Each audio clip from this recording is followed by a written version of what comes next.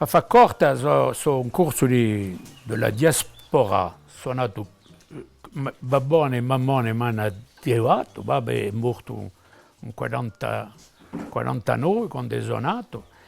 E all'anno di 7 anni sono andato a scuola qui, 2 anni.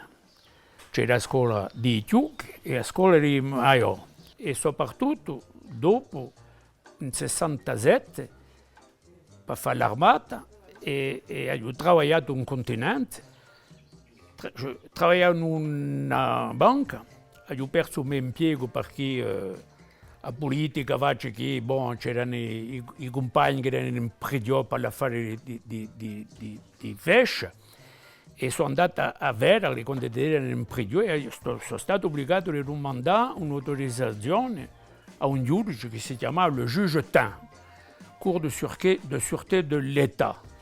Hanno fatto un'inchiesta a me e mi ha messo a porta, ma mi hanno mutato, lavoravo in una banca, mi hanno mutato e sono voltato qui nel 1981.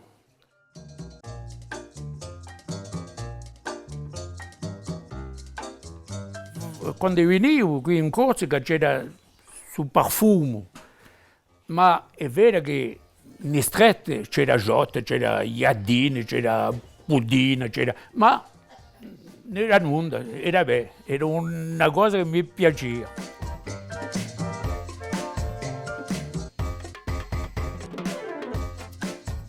No, non vengo mica.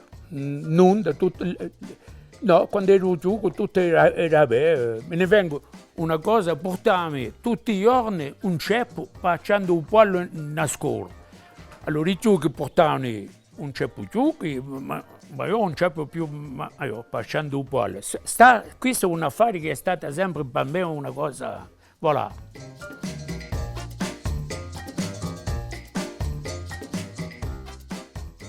Mi pare che non so mica spiegare, ma d'après me, tutti questi affari di droga, tutti questi affari di tumbari, di mafia, di cose così, né più ciò che noi abbiamo conosciuto noi. Noi quando noi stavamo qui c'era 200.000 abitanti, noi ce n'è 350.000, può più essere la stessa vita.